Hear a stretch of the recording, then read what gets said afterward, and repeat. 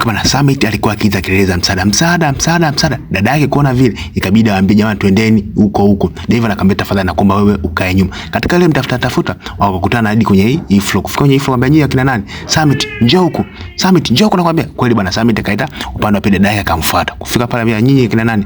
Mnataka nini? Summit akabidi aambie jamani hao ndio ameniokoa, tafadhali naombeni muweke silaha chini. Kweli bana, Jemo pamoja na bwana mkubwa Dave wakaweka silaha chini. Sasa bwana mkubwa Dave akaona zile sare alikuwa amezivaa ni za Trust Security. Ikiangalia Trust Security anaijua vizuri kwamba alishakutana nao kwenye business card ya bwana mkubwa Aras. Akaambia jamani nyinyi mnamilikiwa na Aras? Akamwambia ndio. Dogo janja akamwambia jamani mimi nimemuona mama live.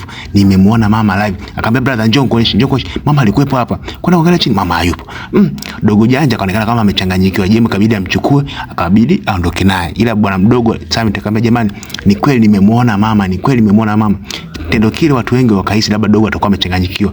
Mama mtu kunako alikuwa anamwambia yule jamaa, kwa nini umempeleka huko? Ambia nimekupeleka huko urudishe kumbukumbu zako. Sasa kwa upande wa pili bwana mkubwa Aras amechanganyikiwa. Anachanganyikiwa ni kwamba nini? Hajui afanye nini, hajui anataka nini. Sasa huyu jamaa akampigia simu, ambaye jamangu unaonekana sasa hivi umeshindwa kabisa kuongoza, tafadhali nakuomba tukutane kwenye godown yangu ili tuweze kuzungumza. Huyu dogo janja ambaye jamani msiondoke, mama yangu alikuwepo hapa.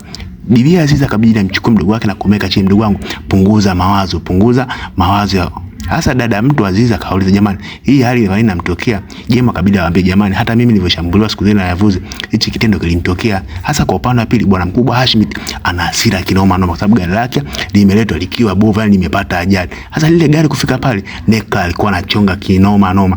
Bwana mkubwa akabidi amsikize Melissa atasema nini. Melissa kufika pale mjomba Hashimit akamwasha kofi. Wewe unafanya nini?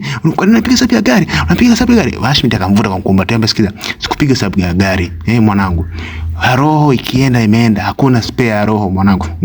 Nakupenda. Hasa mwisho wa siku baada ya kufanya kitendo kile ikabidi aondoke zake ndani. Mama Neka naye alimkumbatia binti yake na kisha familia nzima ikabidi ielekee ndani. Bibi Melissa aliwashukuru akina Fedan pamoja na Zelia. Akamwambia jamani mimi acha nielekee zangu ndani, nikitoka ndani nielekee zangu mgawana. Dada akamwambia dada yake kwamba hivi sio na wasiwasi, hawa wataenda tu kuongea dakika 2 watamaliza. Hasa Sadid akamwambia Zelia Yusuf ameondoka na mwanamke mwingine baada alikuja hapa kwa amempeleka hospitalini. Hasa Yusuf mwenyewe bana kweli alikuwepo hospitalini. Sasa Yusuf akawa anajaribu kupewa shukrani zake kutoka kwa madam Feruzi. Akamwambia kwamba nakushukuru sana, bila wewe nisingeweza kumpata binti yangu. Akimwambia kwamba niambie chochote unachokitaka nikufanye kuwa manager hata wa moja club zangu. Bwana mkubwa Yusuf akasema hapana, mimi nitatoa tu msaada wangu bure, nitahitaji chochote kutoka kwako. Mwisho wa siku bwana mkubwa akamwambia hivi, ila hichi kitendo anachokifanya bibi Zelia bado hajajua. Mwisho wa siku bwana mkubwa kabidi tu amuage bibi Feruzi aelekeze zake na majukumu kama kawaida yake.